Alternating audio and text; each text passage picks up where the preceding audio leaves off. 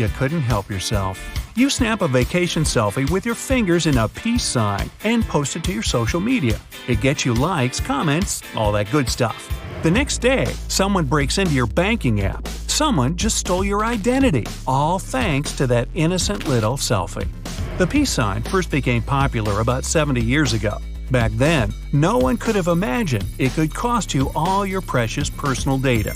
Nowadays, you can use your fingerprint to unlock your smartphone, tablet, and laptop. If someone can get your fingerprint, they can get access to basically everything. Japanese researchers managed to scan and copy fingerprints from a photo taken about 9 feet away. Normal quality, fingerprints in focus, and some good lighting. That's all it takes, apparently. The better the image quality, the easier it is. So, if you have one of the latest phones, you're in a high-risk zone. Any old 3D printed finger won't unlock a phone, though. Most newer models have fingerprint readers with tiny electrical circuits.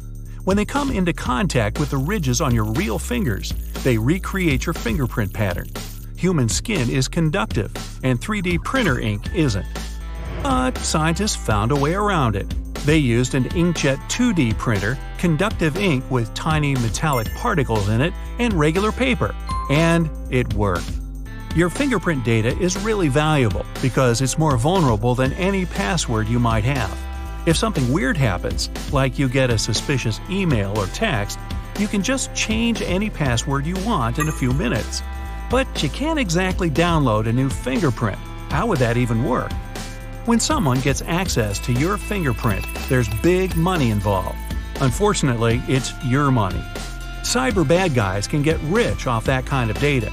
You probably use your thumb to log into apps, including your banking ones. That's your money and personal info up for grabs to the highest bidder. If someone gets access to your health records, they can order expensive equipment in your name and resell it later. Or they can just go to the doctor or dentist for free. The good news is, scientists are on it.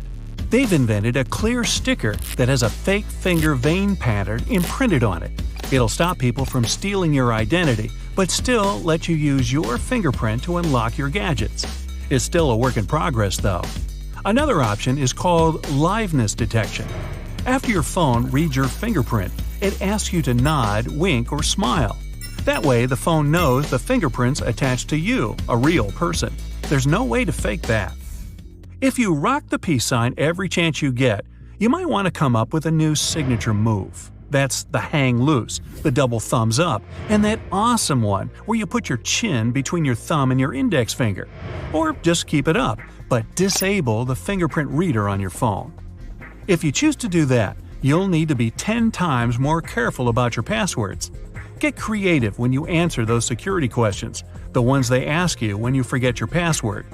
If someone's after your data, they can easily find out the name of your elementary school, your mother's maiden name, your favorite food or pet. Don't make it so easy. You can write your answers in backwards or just give funny wrong answers that you'll easily remember. Just in general, share as little information about yourself as you can online. In case you have your pet's name as a password, 1. Change it. 2. If you have to keep it, don't share pics of your pet's collar and name tag. The best passwords are, and always will be, random mixtures of letters and numbers. You can also use a password manager to create a stronger password. If your bank or insurance company asks you to provide some additional personal information by email, double check with them. Call them, ask them if they really need it. Read the email carefully. Fake ones often have spelling or grammar mistakes, even if the email address seems pretty legit. When you're putting in your payment data to buy something online, make sure there's a padlock symbol before the web page address. That means it's protected from any bad guys out there. Don't share your full date of birth on social media, and watch out for those online quizzes that make their way around the internet. They don't really need to know where you went to school. Don't post photos that have your boarding pass, password, driver's license, credit card, or anything else with personal information on it. Even if it's just casually lying there in the background, bad guys can zoom in on it. If you don't want the rest of the world to know your exact address, turn off the location function in your camera settings on your phone. If you really want to keep the location info to organize your photos better, You can manually remove the geotag from photos you want to post online. On an iPhone, select one or several photos to post and tap the Share button. Then choose Options at the top of the screen. Toggle off the All Photos data in the next screen that opens. On a Mac, open Photos, then General Preferences. Uncheck the Include Location information for published items. On an Android, open Gallery, tap the picture you want to take the geotag off, and swipe up on it. Choose Edit, then tap the red minus thing next to the location. Then save the changes. Be careful when you're shopping online during your morning commute to work, especially if you're driving. Actually, just don't do that. But if you're on a bus or a train, try to position your screen in such a way that no one but you can see it. You don't want a sneaky neighbor to peep over your shoulder and copy your password, credit card details, or shipping address. You can get a special privacy screen protector just to be on the safe side. Don't make any bank transactions while you're using public Wi-Fi. When the network is unsecured, or if the website is unencrypted, you risk all that data going to someone else on the same network. They can even log in with your account. Disable push notifications on your phone, or at least limit what you can see on the lock screen. The name of the app that sent it is enough. Otherwise, when you leave your phone for a moment in a public place or at work, someone can get access to your data. They won't even have to unlock your phone to read the message or notification. Never submit your confidential information over the phone. You could have malware on it that's recording everything you say or sending your data off somewhere. If your phone's working slower than it used to, and you have apps on it you don't remember installing, it might have been tampered with. Malware can also make it onto your phone when you install an app that's not from the official App Store. When an app asks you for permission to access every part of your phone, that's another sign it might not be trustworthy.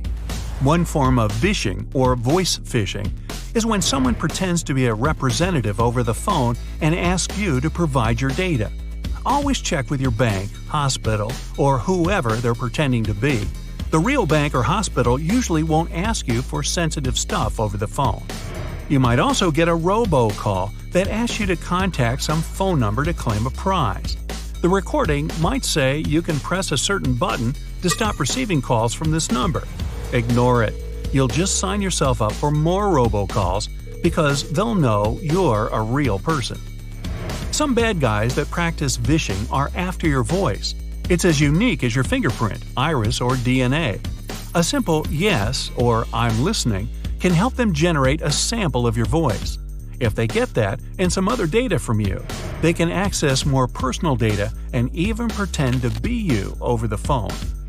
There are programs nicknamed Photoshop for Voice that can change a recording of your voice into something you never really said.